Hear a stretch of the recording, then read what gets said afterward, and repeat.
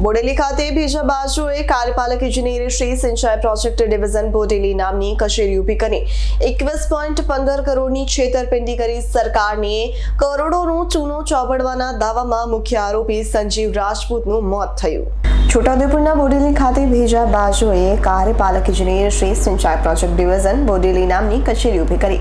આ કચેરીના નામે ખોટા દસ્તાવેજો રજૂ કરીને સરકારની કચેરી ઊભી કરી 21.15 કરોડની સરકારને ચૂનો ચોપડવાનો કિસ્સો પ્રકાશમાં આવ્યો હતો। જે અંગે છોટાઉદેપુર પોલીસ મથકમાં ફરિયાદ નોંધાતા જિલ્લા પોલીસ દ્વારા ભેજાબાજ નકલી ઇજનેર સંદીપ રાજપૂતની 7 માસ અગાઉ ધરપકડ કરી જેલના સળિયા પાછળ ધકેલી દીધો હતો।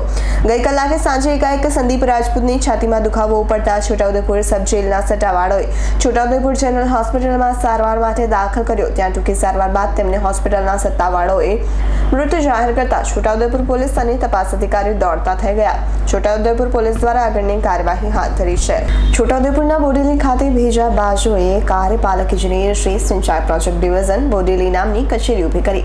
આ કચેરીના નામે ખોટા દસ્તાવેજો રજૂ કરીને સરકારની કચેરી ઊભી કરી 21.15 કરોડની સરકારને ચૂનો ચોપડવાનો કિસ્સો પ્રકાશમાં આવ્યો હતો। જે અંગે છોટાઉદેપુર પોલીસ મથકમાં ફરિયાદ નોંધાતા જિલ્લા પોલીસ દ્વારા ભેજાબાજ નકલી ઇજનેર સંદીપ રાજપૂતની 7 માસ અગાઉ ધરપકડ કરી જેલના સળિયા પાછળ ધકેલી દીધો હતો। ગઈ કલાકે સાંજે એકાએક સંદીપ રાજપૂતની છાતીમાં દુખાવો ઉપડતા છોટાઉદેપુર સબ જેલના સટ્ટાવાળોએ છોટાઉદેપુર જનરલ હોસ્પિટલમાં સારવાર માટે દાખલ કર્યો। ત્યાં ટૂંકી સારવાર બાદ તેમને હોસ્પિટલના સત્તાવાળાઓએ મૃત જાહેર કરતા છોટાઉદેપુર પોલીસ અને તપાસ અધિકારીઓ દોડતા થઈ ગયા। છોટાઉદેપુર પોલીસ દ્વારા આગળની કાર્યવાહી હાથ ધરી છે। અલ્ફેઝ પઠાણનો રિપોર્ટ S9 ન્યૂઝ છોટાઉદેપુર। અમારી તમામ માહિતીથી અપડેટ રહેવા માટે જોડાયેલા રહો S9 ન્યૂઝ સાથે।